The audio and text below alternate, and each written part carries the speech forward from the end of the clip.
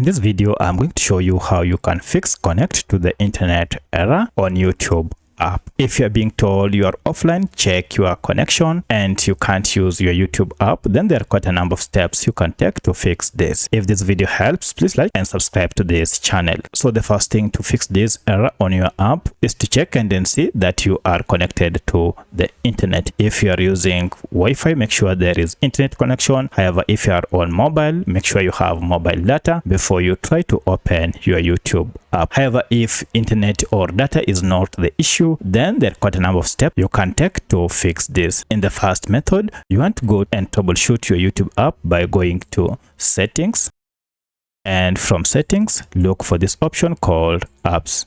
Under apps, go to manage apps or all apps, and this will list all the apps you have on your phone.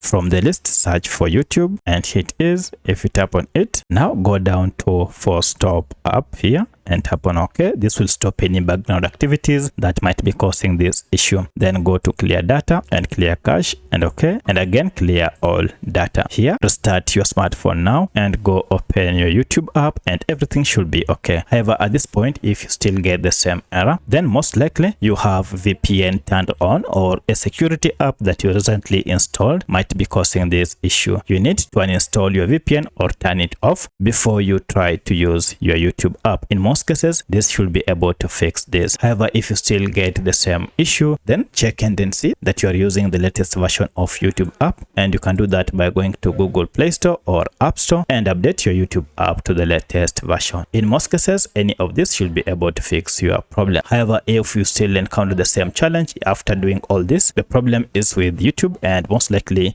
YouTube might have experienced an internal error. For that, you'll need to come back after some few minutes, and now if you open your YouTube app, it should be working without any issue. So let me know which of this was able to fix your problem. If you have any other question, kindly let me know in the comment section. Otherwise, thanks for watching and let's meet in the next video.